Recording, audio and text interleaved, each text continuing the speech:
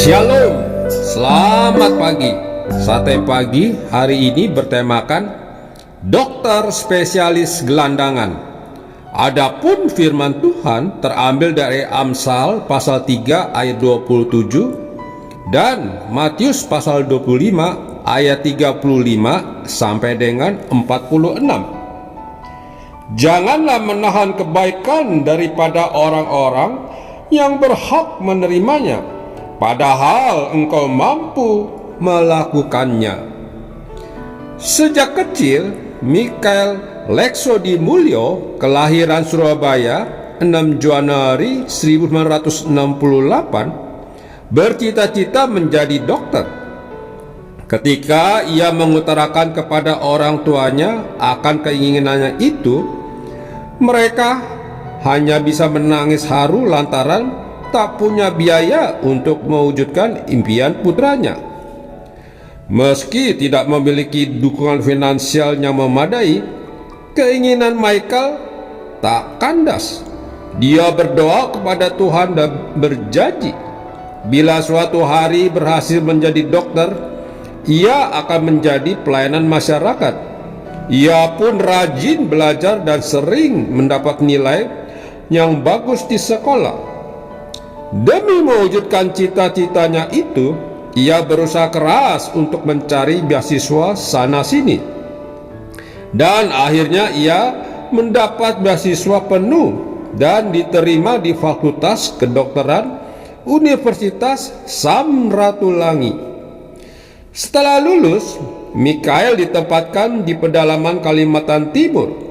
Ia satu-satunya dokter di Berau dan harus menemui masyarakat di 32 kecamatan. Saya belusukan ke hutan-hutan melalui sungai dengan naik rakit. Memang banyak sungai di sana, ujarnya.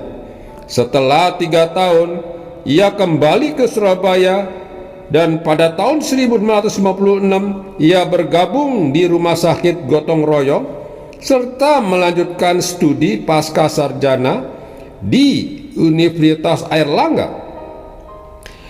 Karirnya pun melejit hingga ia menjadi wakil direktur Rumah Sakit Adi Husada, Surabaya. Suatu hari di tahun 2008, ia diajak oleh Hana Amalia Vandayanti, pemilik Yayasan Pondok Kasih, untuk memberikan pengobatan gratis kepada kaum marginal di bawah kolong jembatan. Suatu sedang melintas di jalan raya dan melihat seorang gelandangan ngesot di tengah siang terik. Ibu Hana seketika meminta mobil berhenti dan mendekatinya. Dia mengusap wajah gelandangan itu yang adalah seorang nenek yang cacat. Wanita itu dirangkul, diusap, diciumi, dan diberi makanan olehnya. Peristiwa itu menyentuh hati Mikael. Meski sebentar lagi ia mungkin bisa menjabat sebagai orang nomor 1 di rumah sakit tempatnya bekerja, ia malah mengundurkan diri dan bergabung dengan Yayasan Pondok Kasih untuk melayani kaum marginal. Baginya, profesi dokter adalah panggilan Tuhan. Mikael sebagai pendiri klinik keliling Yayasan Pondok Kasih merasa bangga disebut sebagai dokter spesialis gelandangan. Ia rela mendatangi para kaum marginal dan mengobati mereka dengan gratis. Jangan bilang nanti datang ke tempat praktek saya. Mereka tak akan datang. Mereka tak punya uang untuk angkutan ke tempat praktek. Kita yang harus ke situ.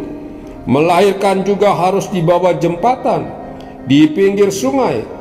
Kita lakukan di situ, katanya.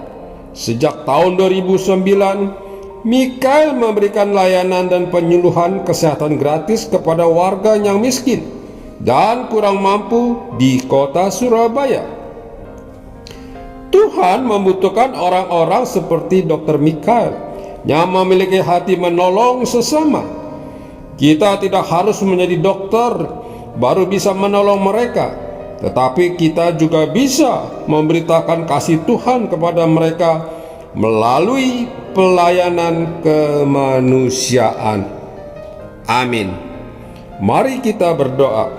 Bapa Surgawi, aku mau menjadi berkat bagi kaum marginal. Pakai aku ya Tuhan menjadi alat-Mu dalam memberitakan kasih-Mu. Di dalam nama Tuhan Yesus aku berdoa. Amin.